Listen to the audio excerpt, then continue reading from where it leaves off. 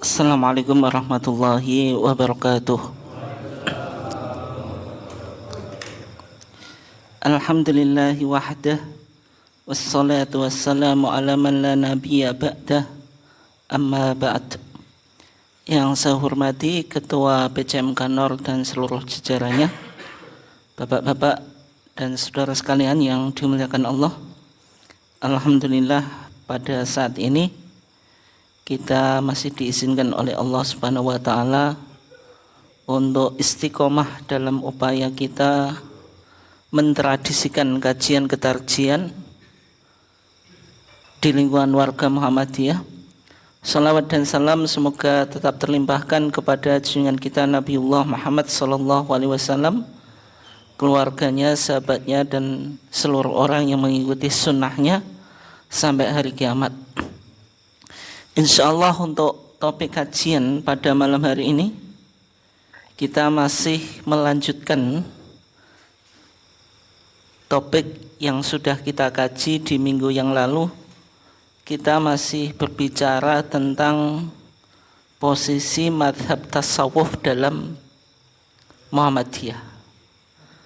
Sebagaimana yang sudah kita coba sampaikan, bahwasanya kajian ini menjadi penting untuk kita coba angkat, karena selama ini Muhammadiyah itu kurang akrab terhadap tradisi tasawuf.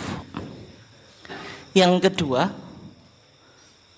setelah Muhammadiyah mengadopsi atau mengakui pendekatan irfani, yaitu dalam mengkaji agama, Muhammadiyah menggunakan 3 pendekatan itu. Yang pertama bayani, yang kedua burhani, yang ketiga apa?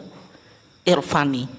Nah, pendekatan irfani sejauh mana berperan dalam konteks pemikiran keagamaan Muhammadiyah?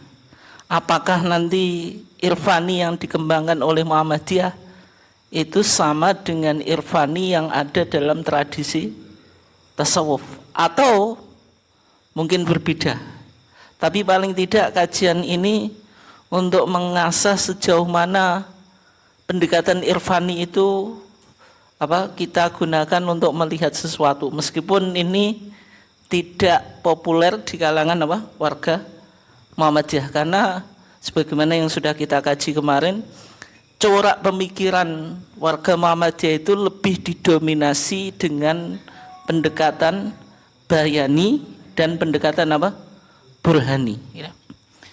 Kita coba review sebentar Bapak dan saudara sekalian yang dimuliakan Allah. Dalam tradisi tasawuf itu muncul 2 aliran atau madrasah. Ada yang diistilahkan dengan tasawuf amali. Kalau tasawuf amali itu tasawuf yang titik tekannya pada amal atau akhlak gitu. Jadi bertasawuf untuk meningkatkan kualitas akhlak kita dengan 3 langkah yang sudah kita kaji ya. Yang pertama takhalli, mengosongkan diri kita dari sifat-sifat yang buruk. Kalau sudah kosong, tahalli, kita hiasi diri kita dengan akhlak-akhlak yang baik.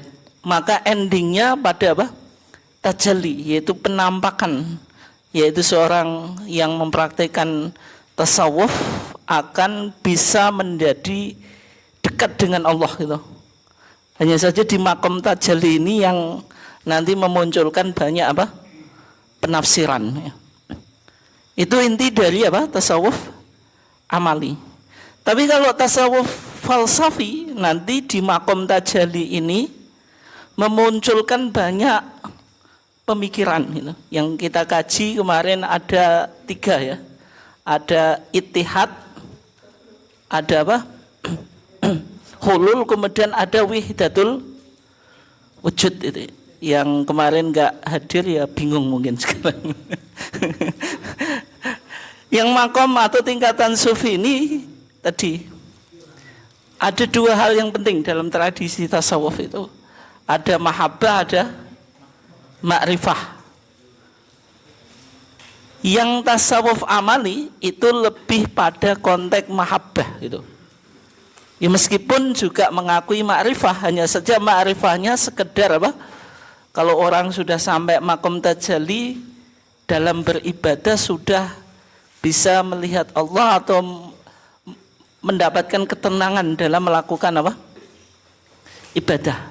Tapi kalau tasawuf falsafi di makom ma'rifah ini yang nanti melahirkan status makom-makom yang akan kita apa? Kaji ya. Intinya kalau tasawuf amali lebih didominasi oleh mahabbah, kalau tasawuf falsafi pada apa? Ma'rifah. Meskipun dua-duanya juga ada gitu, yaitu makom mahabbah dan makom ma'rifah.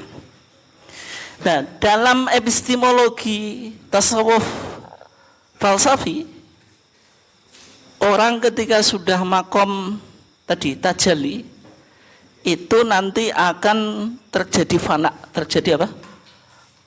Fana itu biasa hancur, maksudnya dirinya hancur, dirinya sudah tidak ada. Kalau sudah tidak ada sampai pada apa? Bako itu apa? Kekal itu. Kemarin sudah kita ceritakan bagaimana munculnya fana dan bako itu pada masa apa? Abu Yazid al-Bustami. Nah, Abu Yazid al-Bustami dengan menemukan teori fana ya, ketika itu dia berdoa kepada Allah, ya Khuda kaifa a'rifuk. Ya Khuda itu kan bahasa Persia, wahai Tuhan bagaimana saya mengetahui engkau. Maka Abu Yazid al-Bustami itu mengalami kasaf. Kasaf itu apa? Kasaf itu bisa apa? Melihat alam gaib, baik melalui mimpi yang disebut ilham. Orang Jawa menyebutnya apa Pak? Wangsit itu. Kajian tasawuf itu penting dalam kehidupan sehari-hari kita gitu. Maksudnya soalnya banyak pemikiran-pemikiran Jawa itu yang ada kedekatannya dengan apa? Tasawuf itu. Yang wangsit itu dalam bahasa kita ilham atau kasaf itu. Nah, Abu Yazid al-Bustami ketika itu bertemu dengan Allah, maka kata Allah apa?